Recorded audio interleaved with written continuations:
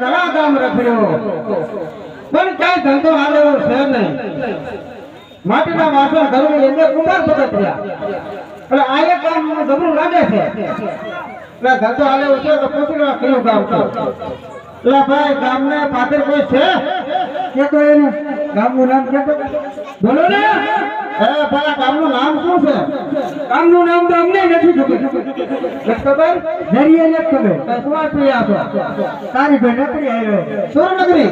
હા બરાબર. કેમ ખબર પડી ગઈ? કીધું નથી તો ચલો તો આ તો પણ બોર્ડ વાસી લેતા હો એમ નહીં. હે ભાઈ હા મારે અહીંયા વસવાટ કરવો છે. ચલો આ એમાં રહેવું છે. કાંઈ વાસણનો ધંધો હાલ છે નો રહેવા દેવાય નથી રહેવા દેવાય. નો રહેવા દેવાય તો એમને તો કુંભાર ભગત છે ભાઈ. માટીના વાસણ ઘડી બેસી અમારા પેટ ગુજારો કરી એને હા પડતા હોય તાય કરવા એટલે નહીં. એ બધું હાસું બીજી કાંઈક ન કરતા. અમારે બાપુ કડક છે. આપણે રહેવા દેવી છીએ અમે. હા પણ એ તમારા બાપુજી એમ કરશું તો અમારા પાછળ દેખવા હાથવારીઓ કરતા આ કે રહેવા દેશો ને. હા તો રહેવા દે.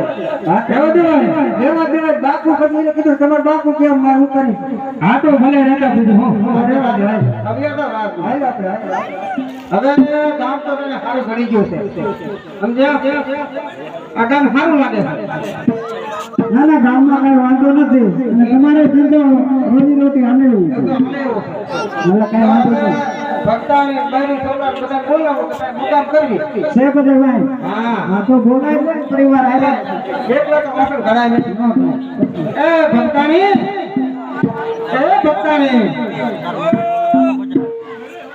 એ આયા વાસણનો ધંધો સારો હાલે એમ કે હું આ ગામ અલે ખાઈ થોડો કામ લ્યો હાલો આગળ લઈ જાવ ભણિયા ઉપર આ માણસ બેહવા દેવા પડે બસ. હાલો એ આ ભક્તાની આયા સૌ ક્યાં છો? એ આયા કરે એ હાલો છોકરા આ મારે છોકરીઓ છોકરા ક્યાં ગયા? ઓહો ઘણો પરિવાર લાંબો પરિવાર એ ભક્તાની પણ આયા હાલ તો કરે તો એ ક્યાં ધંધો હારો ગોતો તો આ બે કામ ન તને નાક રાત બાદ હારા ગોતો. અરે આ તો ખૂબ હાલે આમ છે. આ મોટામાં મોટું સુરનગરી છે અને આયા વસ્તી દાદી છે.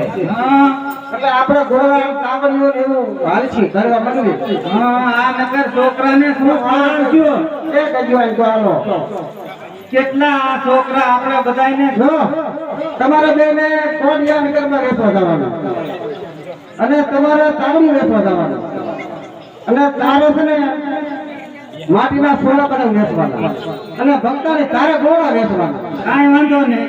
અને એને છે ને બાપ દીકરો દારૂ ફૂટીને વાસણ બનાવી દઈશું. કાંઈ વાંધો નહીં બનાવો હાલો. હા એમ નહીં. હા આપણા વાસણ તો બનાવી નાખ્યું પણ આપણે નીતિ નિયમ પ્રમાણે આપણા પ્રભુનું નામ લેવાનું બાકી નથી. હા એ હાશું આપણે આ ભજન કેવું નથી એક હા તો એકાદું ભજન આપણે કરી લઈએ ભગવાનના ભજન લઈ પછી આપણો ધંધો હાલે.